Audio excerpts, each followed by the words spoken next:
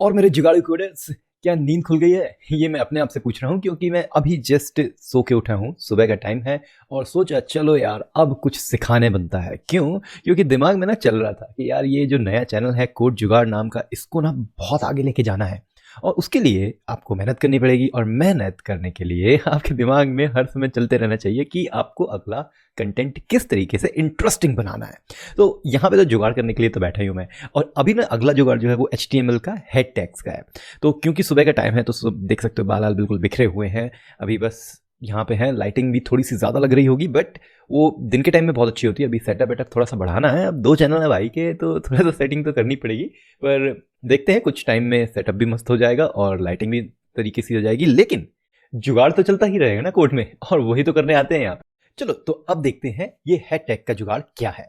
तो यहाँ पे तुम देख सकते हो कि ये हेड टैग्स के अंदर ना मैंने एक H1 बना दिया। अब ये क्यों बनाया मैं जस्ट ट्राई कर रहा था कि यार ये हेड टैग जो है, क्या अगर मैं कोई HTML का टैग बॉडी में ना लिख के हेड टैग के अंदर लिखूं तो वो डिस्प्ले होगा या नहीं। और आप देख सकते हैं कि ये हो रहा है। तो फिर मेरे दिमाग में क्वेश्चन आया, यार अगर ऐसा ही है तो हमें हेड टैग की जरूरत ही क्या है, हमें क्यों चाहिए ये हेड और ये बॉडी सब एक ही में कर दूं ना।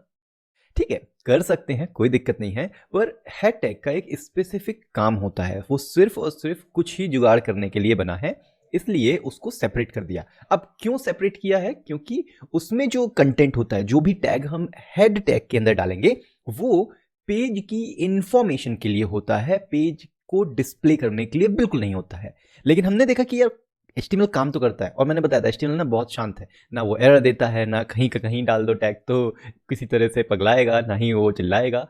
शांत प्रिय व्यक्ति है बिल्कुल।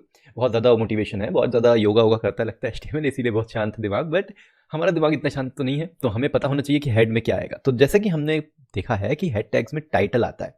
अब क्या ये टाइटल हमारे पेज के अंदर डिस्प्ले होता है? नहीं, ये पेज में नहीं डिस्प्ले होता, ये पेज की इंफॉर्मेशन बताता है, जिसको जनरल भाषा में हम, जनरल भाषा मतलब जो कंप्यूटर भाषा है, जो HTML की भाषा है, उसमें हम बोलते हैं मेटा डेटा। तो मेटा डेटा क्या है? मेटा डेटा मतलब कि उस जो भी चीज हम बना रहे हैं उससे रिलेटेड इंफॉर्मेशन है, कि उसका नाम क्या है, उसमें किस तरह की चीजें दिख रही हैं, क्या कंटेंट है, वो बॉडी में आएगा हमेशा, ये तो याद रखना है। तो इसलिए टाइटल हमने डाला, तो टाइटल ऊपर जो टैब में नाम आ रहा है उसके लिए होता है। तो इसी तरीके से और भी टैग्स होते हैं। तो चलो हम बाकी टैग्स के बारे में जानकारी लेते हैं। तो जैसे ये वाला एक टैग है मेटा। अब मेटा टैग बहुत सारे हम बना सकते हैं, जैसे कि हमने यहाँ पे H1 बनाया था, तो हम एक की जगह 2 H1 बना सकते हैं, तो 2 H1 भी हो सकते हैं, कोई दिक्कत नहीं है। लेकिन मेटा में जब बनाते हैं तो मेटा में हम डिफरेंट डिफरेंट तरह के, अलग अलग तरह के एट्रीब्यूट्स डालते हैं, जिससे कि हर मेटा टैग डिफरेंट हो जाता है, हमारा अलग हो जाता है। कैसे? पहला वाला मेटा टैग में देखो कैर सेट UTF-8 लिखा है। अब अगर VS कोड है आपके पास तो इसको जैसे ही हवर करेंगे तो ये पूरी इंफॉर्मेशन दे देता है कि यार ये एक्चुअली कैर सेट का मतलब क्या है। तो this attribute declares page character encoding. अब ये कैरेक्टर इनकोडिंग क्या होता है? तो जब हम कुछ लिखते हैं, जैसे हमने यहाँ इंग्लिश लिखी है बेसिकली, तो इंग्लिश भी एक तरह से कंप्यूटर को समझाना तो पड़ेगा ना। अब कंप्यूटर को समझाने के लिए इंग्लिश में UTF-8 यूज करते हैं, लेकिन मान लो हम यहाँ पे इमोजी भी यूज कर रहे हैं। अब अगर इमोजी भी शो करना है तो हमें UTF-8 की जगह UTF-16 यूज करना पड़ेगा, तब यहाँ पे इमोजी शो हो पाएगी। नहीं तो ब्राउजर जो है वो परेशान हो सकता है कि अरे यार आपकी एनकोडिंग जो है वो तो इतनी हाई लेवल की नहीं है, क्योंकि इमोजी में तो बहुत सारे ग्राफिक्स होते हैं ना, तो उसमें हाई लेवल की एनकोडिंग चाहिए, बहुत ज़्यादा डेटा लगता है, तो ब्राउजर परेशान हो सकता है। तो हम पहले से ही बता देते हैं भैया ये वाला ना बहुत थोड़ा सा UTF-16 में रहेगा। तो इसके बारे में और जानकारी ले सकते हो आप, तो उससे आसानी हो जाएगी कि ये सारी चीज़ें क्या होती हैं। तो UTF-7 होता है fall back cross scripting technique. अब बहुत सारी चीज़ें होती हैं, अब एक एक चीज़ पढ़ने बैठ जाएंगे ना तो फिर तो शाम हो जाएगी। वैसे भी सुबह हुई है लेकिन अभी तो ओके। तो दूसरा वाला है मेटा टैग व्यू पोर्ट। अब ये व्यू पोर्ट क्या है? तो देखो यहाँ पे जैसे ही ये पेज ओपन होता है तो इसका एक जूम लेवल होता है, तो मैंने 100% पे कर दिया, तो ये एक जूम लेवल है। तो मैंने कहा यार इसकी विड्थ कितनी होनी चाहिए? डिवाइस की विड्थ, मतलब अगर मैं इसी पेज को अपने मोबाइल में ओपन करूंगा तो मोबाइल की विड्थ जो है उसकी विड्थ के हिसाब से ये एडजस्ट हो जाएगा, मतलब इसकी विड्थ एडजस्ट हो जाएगी, मुझे स्क्रॉल नहीं करना पड़ेगा। लेकिन वही सेम पेज को मैं अगर लैपटॉप में खोलूंगा या किसी छोटे डिवाइस में, टैबलेट में खोलूंगा, तो वो उसके हिसाब से एडजस्ट हो जाएगा। इसीलिए विड्थ जो है वो डिवाइस की विड्थ है। इनिशियल स्केलिंग मतलब जूम लेवल, मान लो मैं इसको 2 कर देता हूँ। अब इसको कैसे प्रूफ करेंगे कि मैं यहाँ पे जाऊंगा इंस्पेक्ट में, और इसमें ये वाला जो आइकन है ना, ये दूसरे नंबर पे, इस आइकन को करूंगा क्लिक, जिससे कि ये हमारा जो कोड है और जो डिस्प्ले है वो मोबाइल के साइज का हो जाएगा। तो मैं यहाँ पे जाके iPhone 7 चूज़ कर लेता हूँ, आईफोन 14 प्रो चूज़ कर लेता हूँ। अब 14 प्रो में इस तरीके से दिख रहा है। अब मैंने अगर इसको 1 कर दिया और फिर मैं वापस जाता हूँ और फिर अब देखो ये छोटा हो गया। अब मान लो मैं इसको 4 कर देता हूँ जूम लेवल, अब देखना क्या होगा। ये देखो इतना ज़्यादा जूम हो गया। ओके, तो ये जो है ये सारी चीज़ें किससे डिफाइन हो रही हैं? हमारे मेटा टैग से। अब ये जो हमने मेटा टैग लिखा या टाइटल लिखा, क्या ये हमारे डिस्प्ले में दिख रहा है? नहीं, ये हमारे पेज की एक तरीके से सेटिंग है, कॉन्फ़िगरेशन है पेज की। उसमें टाइटल आ जाता है, उसमें व्यू पोर्ट आ जाता है, उसमें बहुत सारी चीज़ें आती हैं। तो क्या ये यही 2 तरह के मेटा होते हैं? नहीं, मेटा बहुत है अपने पास। तो मेटा लिख के अगर कोलन लिखोगे ना तो ये देखो यहाँ पे आ गया। अब डिस्क्रिप्शन भी डाल सकते हो, Meta description, this is learning from code जुगाड़। अब ये जो मैंने लिख दिया ये मिलेगा कहाँ पे? ये दिखेगा नहीं हमें कहीं पे, ना टैब में दिखेगा ना कहीं दिखेगा, लेकिन ये सर्च इंजन के लिए बहुत यूजफुल होता है। तो मेटा टैग और बेसिकली हेड के अंदर जितनी भी चीज़ें होती हैं वो हमारे गूगल भैया जो हैं उनके लिए बहुत यूजफुल। और गूगल भैया ही नहीं, बाकी अपने बिंग भैया हो गए, डक डक गो अंकल हो गए, और जितने भी ये सर्च इंजन कैटेगरी के लोग हैं ना, इनके लिए ही ये हेड टैग बना हुआ है। अब ना चलो इस चीज़ को जुगाड़ करते हैं और एक्चुअली में रियल लाइफ में देखते हैं कि क्या ये हेडटेक की जो कहानी है ये असली में गूगल भैया कैच करते हैं या नहीं करते हैं। तो ये गए हम ब्राउजर पे, लेट्स से हमने कहा MDN डॉक्स। अब जब ये MDN डॉक्स लिखा तो ये भाई साहब यहाँ पे हमारे दिख गए और इन्होंने कहा कि ठीक है ये सर्च रिजल्ट है, सर्च रिजल्ट में कुछ ये डिस्क्रिप्शन है, चलो कॉपी करते हैं इस डिस्क्रिप्शन को और इस वेबसाइट के अंदर जाते हैं।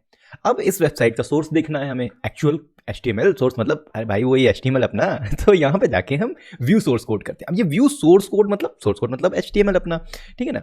अब इसको रैप कर लेते हैं और हमने जो कॉपी किया था उसको हम सर्च करते हैं। तो जैसे ही मैंने सर्च किया तो तुम ध्यान से देखो तो यहाँ पे डिस्क्रिप्शन है, मेटा टैग है, जो कि हमारे सर्च इंजन के रिजल्ट में आ रहा था। भाई साहब यही तो हम ना चाह रहे थे और यही तो फायदा है हैड टैग में डिटेल लिखने का, कि क्योंकि हमारे जो सर्च इंजन कैटेगरी के लोग हैं ये आसानी से सिर्फ हैड टैग की मदद से पूरे पेज की इंफॉर्मेशन निकाल लेते हैं। यही कहलाता है SEO, सर्च इंजन ऑप्टिमाइजेशन। तो अब तुमको क्लियर हो गया होगा, मजा भी आ रहा होगा कि यार ये तो बड़ी गजब वाली चीज हो गई है ना। तो यही तो जुगाड़ है कोड जुगाड़ में आने का, ठीक है। तो इस तरीके से हम और भी सारे हमारे मेटा टैग्स को लिख सकते हैं और हमारा search engine ranking plus search result information को बढ़ा सकते हैं। तो मजेदार चीज है कि नहीं ये हेड टैग। इसीलिए बोलते हैं HTML को लाइटली मत लो, ये बहुत ही गजब की चीज है। इसको सीखना मतलब भाई साहब आपका फंडामेंटल क्लियर कर देने वाली बात हो जाती है। तो चलो अभी ये इसमें और देखते हैं एक आध, फिर उसके बाद हम आगे बढ़ेंगे। जिसमें एज है, KW रीडायरेक्ट, बहुत सारी चीज़ें दी हुई हैं, आप उसको कर सकते हो। एक शायद वो भी होता है वो सेट, वो क्या होता है यार, कैर सेट नहीं, वो मतलब वेबसाइट का URL हम सेट करते हैं, अब याद नहीं आ रहा है। उसमें MDN की वेबसाइट में भी देख सकते हैं हम, MDN मेटा टैग्स। तो मेटा में गए, मेटा में जाके हम देखते हैं भैया कि कौन कौन से मेटा टैग्स होते हैं। तो अभी यहाँ पे ढेर सारे मेटा टैग्स की कहानी है, लिख देंगे, हमको पढ़ना पड़ेगा। तो Meta tags, standard Meta tags name, हाँ यहाँ पे आ गए हम। तो ये देखो, cross origin, when cross origin, same origin, restrict origin, unsafe URL, पता नहीं क्या क्या है भाई साहब। मतलब पढ़ने बैठोगे ना तो दिमाग की दही हो जाएगी। कलर स्कीम भी है, हम कलर स्कीम भी डिफाइन कर सकते हैं कि हमारे क्या आएगा, डार्क लाइट किस तरह का आएगा, maximum scale, minimum scale, initial scale जो मैंने आपको बताया था ये वाला व्यू पोर्ट के अंदर, ठीक है। तो इस तरीके से आप जाओ MDN की वेबसाइट में और पूरी डिटेल पढ़ो अगर आपको और ज़्यादा HTML के हेड और मेटा टैग्स की इंफॉर्मेशन लेनी है तो। लेकिन अगर मजे से कुछ समझना है तो कोड जुगाड़ में आओ और जुगाड़ करते रहो, क्योंकि अगला HTML का जुगाड़ होगा कहाँ पे, कोड जुगाड़ में। तो मिलते हैं अगले वाले में, तब तक कोड में जुगाड़ करते रहो और कोड जुगाड़ देखते रहो।